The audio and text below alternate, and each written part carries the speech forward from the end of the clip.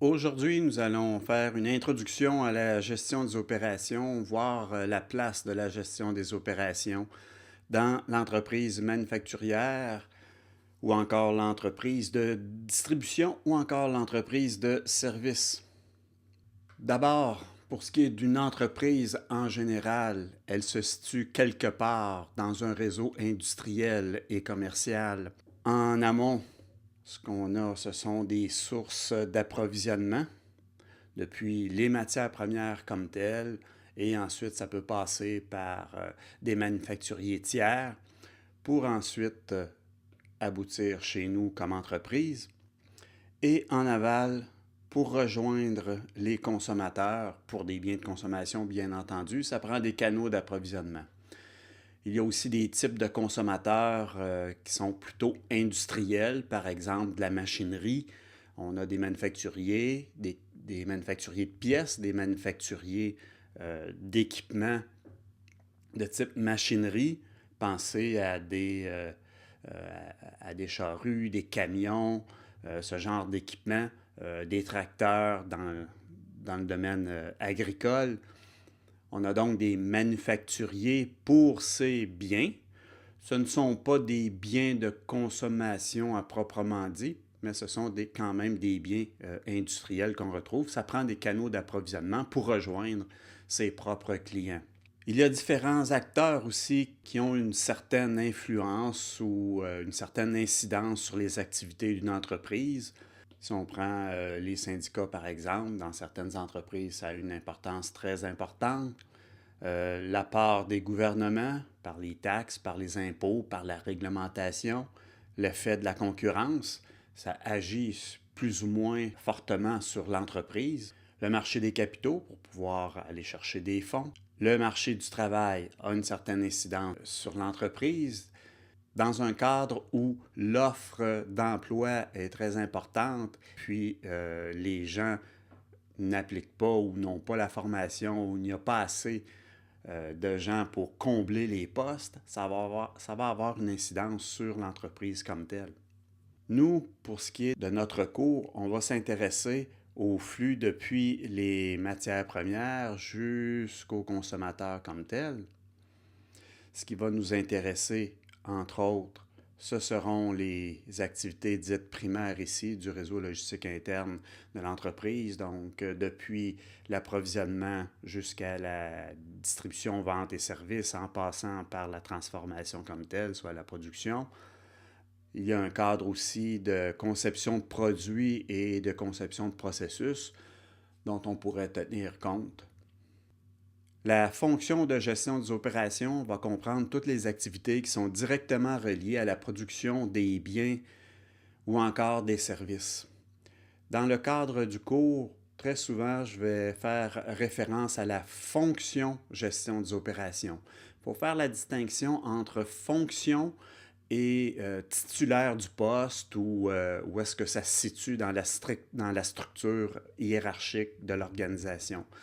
La fonction, c'est au sens très large. Ce n'est pas un poste comme tel dans l'organisation. On parle de fonction gestion des opérations. On va parler aussi d'autres fonctions dans le cadre du cours. La fonction de gestion des opérations, c'est une fonction qui génère des coûts et probablement la fonction qui en génère le plus. Ça va de soi, c'est là où on passe de l'idée au produit comme tel. C'est là d'où on passe du produit jusqu'à sa distribution auprès des consommateurs. Évidemment, ce sont des coûts. Un des objectifs très importants de la fonction gestion des opérations, c'est de gérer ces coûts. C'est trop souvent une fonction qui est mal comprise. On va entendre parfois, de la part de certains dirigeants de PME, que c'est un mal nécessaire. Or, la PME en question, elle est là pourquoi? Elle est là pour produire un type de bien. C'est ça pourquoi elle est là. C'est ça pourquoi elle a des clients. On pourrait tout sous-traiter. Puis là, dire, ben, on n'a pas d'opération à traiter.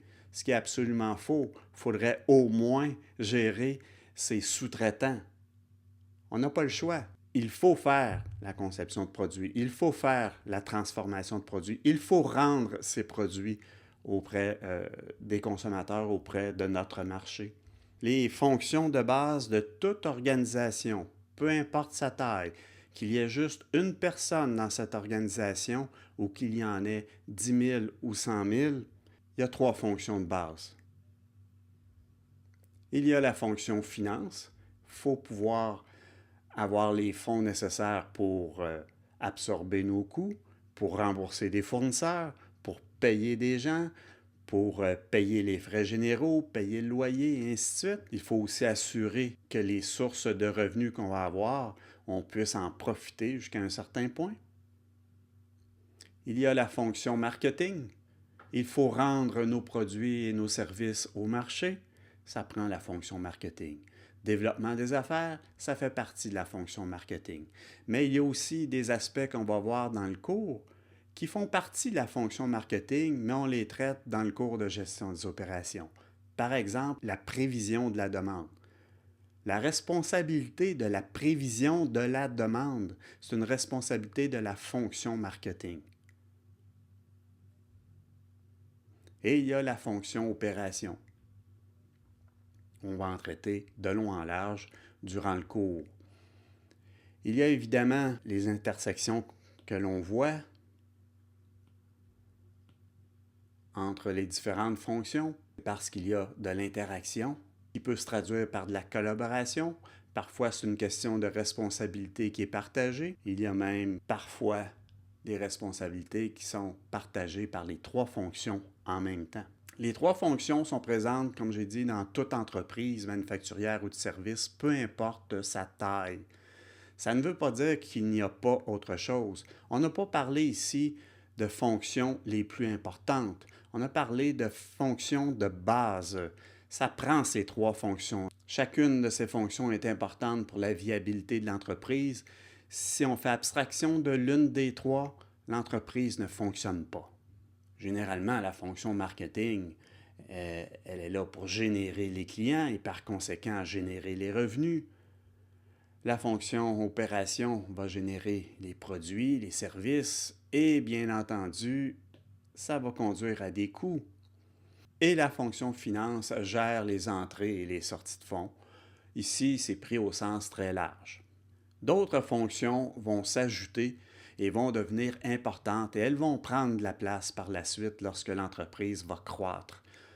Lorsqu'une entreprise est juste une seule personne ou 2 personnes, il y a des fonctions qui ne sont pas assumées ou qui n'ont pas à être assumées. Mais plus l'entreprise croît en termes de revenus, en termes de taille, en termes d'employés, en termes de présence sur un ou des marchés, d'autres fonctions vont s'ajouter et vont devenir importantes. Du point de vue de la gestion des opérations, on va chercher à créer de la valeur. Comment on crée de la valeur? Différentes façons. En conception de produit, on crée de la valeur. Le fait de concevoir un produit, ça permet de penser qu'on est en train de créer de la valeur. Toute transformation, on coupe, on plie, on fait fondre, on moule, on assemble. Ça fait partie de la transformation, ça ajoute de la valeur. Rendre disponibles les produits et services à un certain moment, donc en temps et à un certain endroit en lieu, ça permet d'ajouter de la valeur. C'est ça pourquoi, pour les biens de consommation, on a des commerces de détail. Ils sont près des clients, pour ainsi dire. Le commerce électronique vient jouer dans ces plates-bandes, mais comme tel, ça permet de rendre disponible en temps et en lieu aussi. La qualité, ça permet aussi de créer de la valeur. Pour ajouter de la valeur, ça va nous prendre des produits et ou des services. Il va falloir être en mesure de rendre ces produits ou services. Alors, ça nous prend des processus de production et de distribution. Et bien entendu, ça va nous prendre des clients. Et avoir des clients, c'est une responsabilité de la fonction marketing. La prise de décision en gestion des opérations est à plusieurs niveaux. Ça suit la structure hiérarchique d'une organisation. Il y a des décisions prises à un niveau stratégique, comme les décisions de capacité, de localisation, d'aménagement, d'entrepôt, d'usine, peu importe. En conception de produits et de services fait partie du niveau stratégique aussi. Acquérir une entreprise, ça fait partie d'une décision au niveau stratégique. J'y reviens dans quelques instants pour ce qui est de la prévision. Au niveau tactique et opérationnel, plus court, moyen terme, il y a des décisions qui se prennent quant à la fonction des opérations, en gestion de stock, en ordonnancement, en gestion de projet, en qualité, au niveau des ressources humaines. On retrouve des décisions d'un point de vue tactique et opérationnel. Pour ce qui est de la prévision, vous voyez que c'est à tous les niveaux de l'entreprise. C'est juste la portée est différente. Au niveau stratégique, pour la prévision, c'est pour donner l'orientation, c'est des volumes qui sont quand même d'un point de vue global.